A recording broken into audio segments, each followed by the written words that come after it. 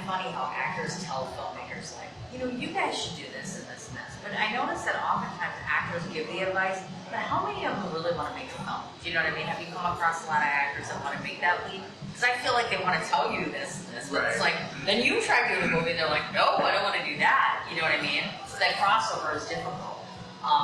Do you come across, like for instance, in your line of work, because you've been doing films, how many actors cross over to filmmakers? Is it possible?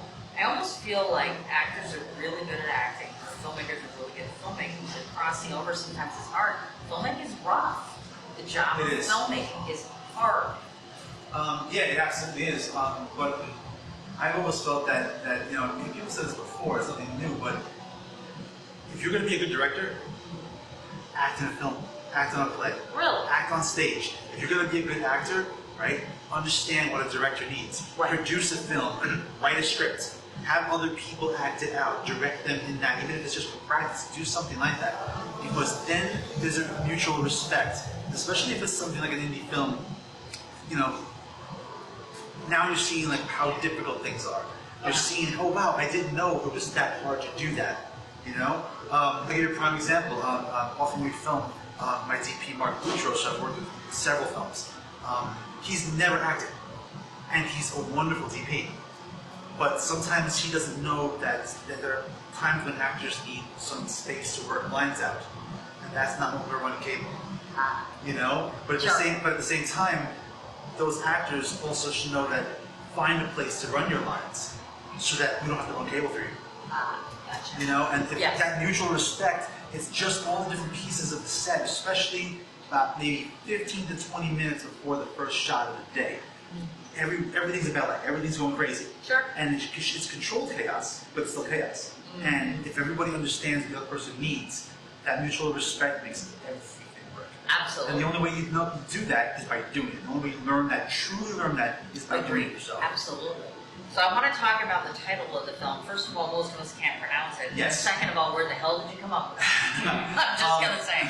As far as I know, it's called Aemorraghe.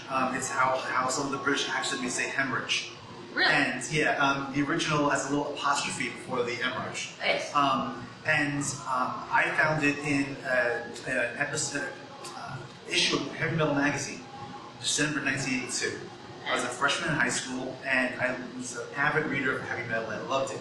But all those things were either like overly sexual, overly violent, overly depressing, and that was, you know, but this little 4-page silence kind of thing showed up and showed hope.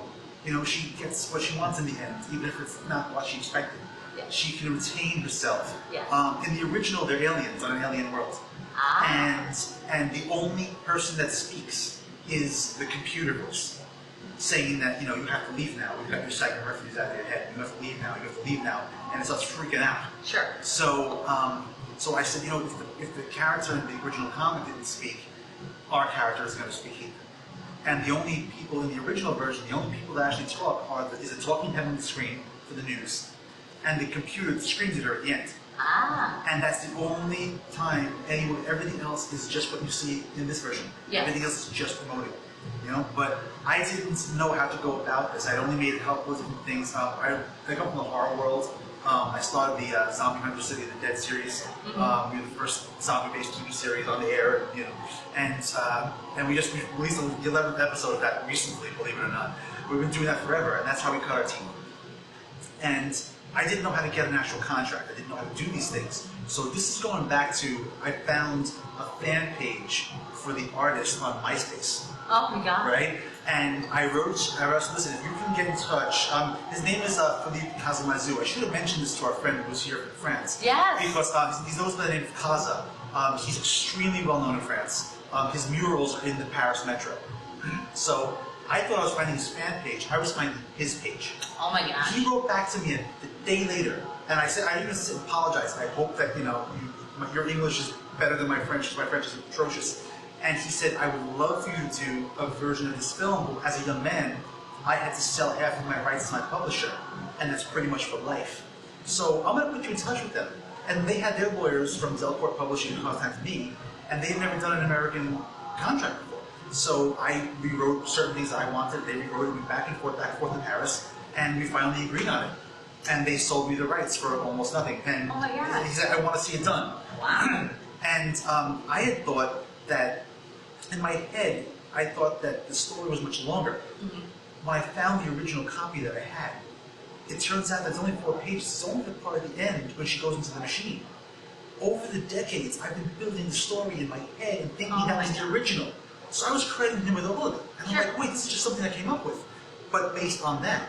Mm-hmm. And I told him we would do it justice. And the images at the end when she's having her psychic soul taken out, with beautiful animations. I've done all these special effects in the movie, except for the animation. That was done by a guy named Dave Cashman, who has I worked with 3 different films now. And he is one of the best. He's based in Philadelphia. We did an entire film between us. Oh my. We've done 3 films now, and I've met him before in person, but we've never met in person to work. Sure. And we've never done it because we didn't have to. I get it. You know, and he's just that good, and that was one of his early ones. I mean, what he's done now is incredible. But that whole thing, I promised Cosmo, I said, listen, I said, I have a lot of respect for you as an artist. I will make sure that we do that justice, right? So when I showed it to him, when we sent it over there to get the final approval, because that was part of the contract, if it was hard, they didn't want his name on it. But he's like, no, I really put my name on it. He goes, why'd you make it so long? And I forgot that his artwork is brief. It's 3 pages. It's 2 pages, 4. To him, you know, that's Lord of the Rings, you know. Oh no, I get it. Yeah, so he's in brevity, you know, and I get, sure. You know, I understand. But he enjoyed it, and he said, no, you did it justice, and that was all. It's one of the things I noticed when I was watching the movie. There are parts in there, and I'm not sure if you pick up on this or the audience does, but it almost looks like you're doing like still live photography. You know, there's a couple different sections in there where it looks like live photography going on. Was that intentional, or was that just something you got lucky with? Absolutely. I love. I prefer to lock the camera down. Okay. It drives my camera people crazy. It drives my TP crazy. He's gotten used to the idea of more lockdown scenes. I like lockdown scenes only because we can get everything in focus, let the actors do what they need to do, and when it comes time for camera motion, then you can really use that as something else, right? So if the camera's always moving, you're always in that motion of moving, you know? Excuse me. That works for some people, it doesn't work for me. So I like to have those strict plates, you know, and especially something like this, it was plates of a cartoon. So I wanted to do it as much as possible. Sure. Oh my gosh. Now, okay, obviously we could go on and on and on about the lead actor because clearly we've all known her. One of the things I want to know about the lead was all of her different facial reactions. And again, I'm typically about noticing facial things and reactions and things like that. Was that coached by you? Was that something that she decided to bring to it? Because she really is great about turning it on and turning it off from scene to scene facially.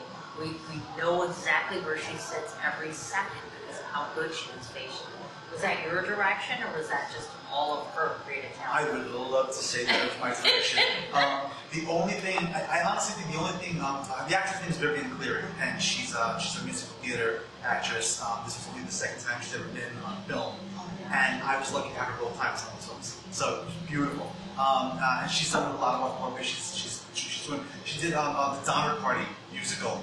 I mean, you know, it's like they made a musical of that. And so she travels all over the world doing these places, and she's amazing. She's so sweet and so genuine. That's her. That's how she is. Oh my God. But magnified for the film. Yes. The only thing I directed her in is when she's going through like the picture of her parents and little items from their previous life before her emotions were kind of frowned upon. She got a little too excited when she was thinking about finding a friend. And I said, make it more like they just got the idea, not that you're happy about it. Right. That's the only thing I ever directed her on. Oh my gosh. Everything else was, you know what to do, right? She's like, yep. And we have, I'll present it to you, we have a clip of us trying to figure out everything before this shot, before we do the thing with, you know, we'll take the removal of the items. And she's just sitting on the floor, and it goes on for 4 minutes. Everyone's shouting directions over her, and lights being changed, all this different wires in, and she's just like this. And the second I say action, she goes right in. Oh and she's amazing. Wow. And Vivian, if you're watching this, love you. And I couldn't have asked for more. She was so into it. She's like, I need to play this character. I want to play this character. arrives prepared, arrives ready, no drama, no nonsense. And that's my thing. I would rather have work the rest of my life with smaller names and just I don't want drama. Sure. I don't want. Of course. You're not more important than us. I'm not more important than you. Exactly. I can't stand that. We're there. Oh. Let's respect each other. Let's see what we can do. We're not in competition. So let's see what we can do. When that all comes to the table, that's the sweetest thing in the world for me. Oh, I imagine, yes. Yeah, that's the best. And you had brought up animation, and Sure. in my conversations with lots of filmmakers, I almost feel like some of them are almost afraid of using animation. Animation is not easy to do. We all want to do it, but it's very hard, it's very expensive, it's very time consuming. So why animation on this project, and moreover, how much is too much or too little? Where do you make that determination? For this, we had to have that image of her soul being extracted. She had to be in anti-gravity. She had to do all these things. There was no way I could do that practically and give it justice. Okay. There's just no way we could do that. It had to be flowing. It had to be always moving, and then dying. That was the one thing I really wanted for that. You know, in other films that I've done, we've erased the natural world. Other films I've done, I'm in post-production for a new film we shot last November, that we have to show an alternate version of LA outside these windows, and what their world is inside this logs. So, you know, those are the things I can't do without that. I think it should be used when it's needed. I think it should be used to expand worlds. I don't think it's needed for everything. I think that if you can use practical effects, you should. Yes. I don't think CG should ever be used for blood. Huh. I've worked with a great blood specialist named Michael Scardillo, and he's done a number of different films. He's the guy that can bring it from blood, you know. And we shot a film one time where in 36 hours, 24 hours, we spilled 13 gallons of it. So he's the guy that knows it. He could be subtle or he could just be gross and not disgusting, but large gross. Yeah. Yeah. So I go to him, and we have practical effects. Nice. You know, and what we can't do, what I like to do is have practical effects with animated augmentation. Have things like I have a film where there's pieces of a robot. All that is practical except for tendrils that are moving, and that's animation. Gotcha. So that kind of thing, and that's where I think that shines. You know, I think talk about Lord of the Rings, like, you know, to show that world. You know, they have to animate that because Middle Earth doesn't exist. Of course. You know, Absolutely. you can build ruins into New Zealand, but then show New Zealand and then build on top of that. Yeah. You know, that kind of thing. Oh, absolutely. But I don't think people should shy away from it. I think people should try to find the best person they know. Yes. Make sure that that person's respected and see what they cost. Oh, and then figure out what that is, and then maybe they can work with you. If they like the project, if I like a project, I'll charge less. Yes. Everyone does that. We all do. Yeah. But yeah, just talk to animators. Find animators. You know, animators that are right out of a film school or a design school that are eager to work on films that would like to do things like this. You know, not to use them for cheap, but they're eager. They want this, and by all means, use animation. It's a tool of filmmaking. People have to stop being afraid of it. It's not fake filmmaking, it's filmmaking. Yes. You know? I also noticed that you use, obviously, subtitles, and the music is back from that era. And so, again, people, I think, are very afraid. They don't want to revert back to that golden era, even though we all love that. So why the choice to do the subtitles and that sort of music? Because frankly, I've been trying to find the same kind of music for my films, and I can't find it. So why those choices? Why was that important? The original version has two different sources. One is a thing called the Cold Song, and it's by Henry Purcell from the 15th century. And I wanted a version that was done by a singer named Klaus Nami. You might know who Klaus Nami is, one of David Bowie's background singers. And he was this opera, amazing talent, who was one of the first celebrities that I know of who died of AIDS. And brilliant singer. And he did a thing called the Cold Song, which is Purcell's funeral dirge. Purcell's music is the opening of Clockwork Orange, same composer, right? So I wanted that, and I couldn't get that. So we found a Klaus Nami impersonator in England, in London, that did it. And we got that to do it, you know? Wow. So it was a combination of Purcell's music and music by my friend Bernadette McCallion, who scores things like The Shield and NCIS and those kinds of things. And that was for the original version. For this, it had to be, like you said, the music of that time period. Right. And I didn't want to grab anything, and I wanted to make sure copyrights were proper, Creative Commons was right. I'm very strict with that. I always make sure that if I don't know how to use something, I won't. Right. If something's an orphan work, I won't use it just in case someone is, so I won't touch it. But these were all Creative Commons licenses. These were all things that were modern recordings of older things, and some of them were much older things. And also some of the music is military bands, because we as taxpayers own the rights to anything that the military bands produce and record. Oh my gosh. And it's a trick out there. So yeah, because we paid for that. Yes. So we can use that, and some of that was used in this as well. I wanted to get a good blend of things. Sure. And for this version, it couldn't have gone another way. Now, why am I surprised that the director himself, I could have pictured you in the movie. In fact, I see you as the type of director that will pop in and do the cameo thing. Am I mistaken? Is that something that's crossed your mind? I have. In one of the newscasts, our entire crew shows up as either politicians of the states or some kind of interview where they show up and they pop up. Okay. Or they pop up, there's a scene when she's looking out the window and you see the rest of the apartment building. Yeah. In those little windows, there are little people popping up and down.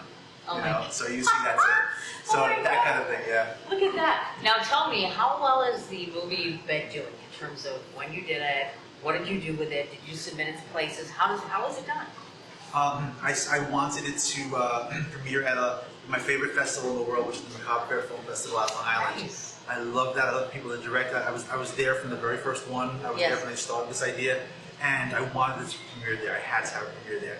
And from there, this premiered in January of 2014. Okay. The original version went on either 34 or 35 film festivals around the world. And then this version, people really wanted to see, what if this was a black and white film? What if this was a silent film? Sure. And I said, what if this was done in the time of Metropolis? And I love that stuff. So I said, let's recut this. Yes. And then this has gone on. I think this is the 8th or 9th festival. Nice. And it's been received wonderfully. Oh. Received at this festival wonderfully. Oh my gosh, so, look at that.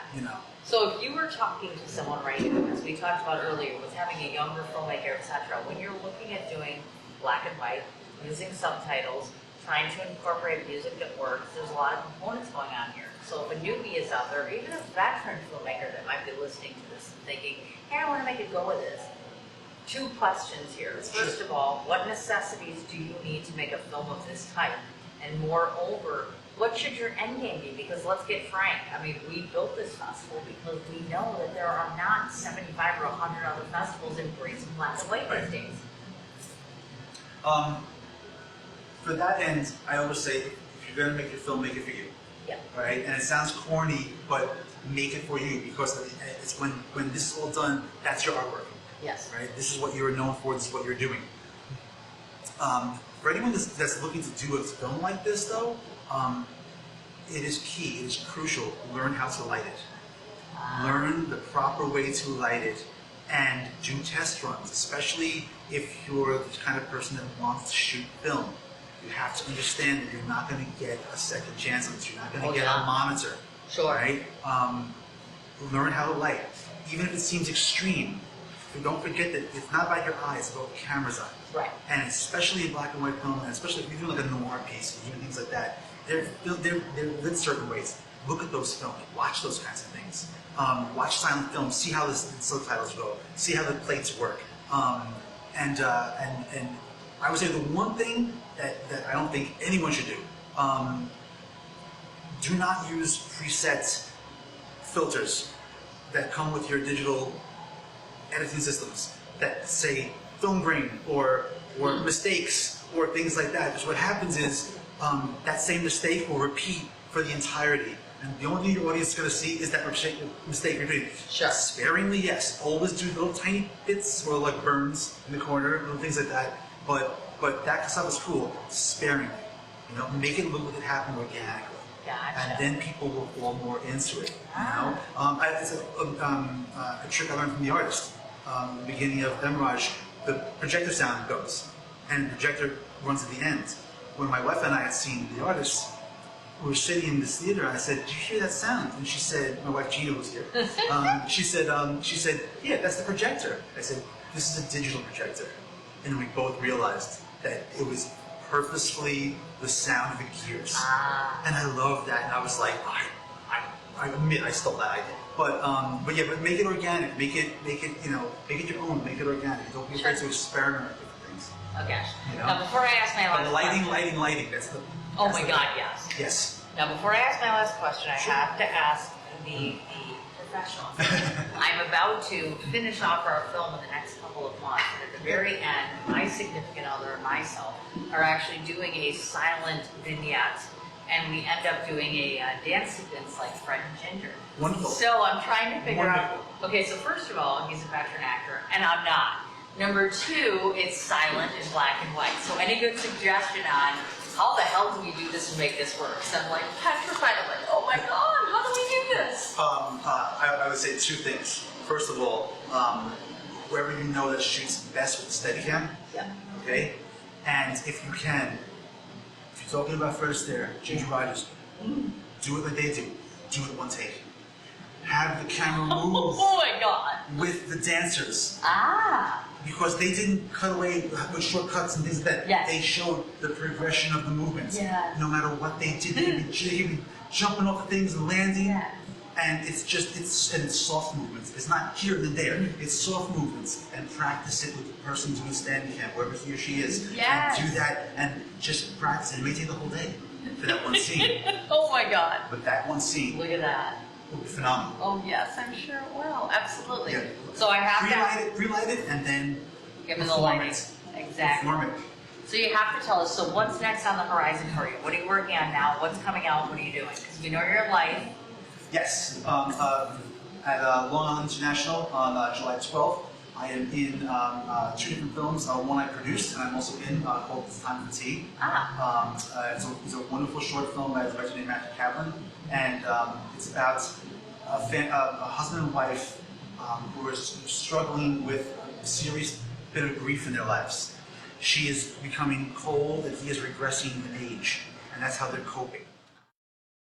Long Island International Film Expo, Life with Two Eyes. On July 12th, I'm going to be in two different films. One that I produced called It's Time for Tea, about a couple who's struggling with severe grief, and one of them is becoming cold, withdrawn, and the other one is regressing to a child's age. And the wife can't handle it anymore, so she calls a psychiatrist to come and visit them to try to make sense of this. Yes, that's what we're playing, and then that evening they're doing the trilogy, Theater of Terror anthology series, of which I play a character named Mr. Simmons in one of the shorts called The Bookworm, which I played with Jennifer Giles. Yes. And a number of different people. There's a number of films playing there. There's films being done by Manny and Liz Serrano, a husband and wife team at Woodhaven. Yes. Who are constant collaborators and we've been working with together.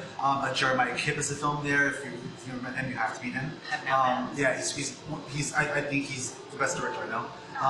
And humble as hell. He's a very talented guy.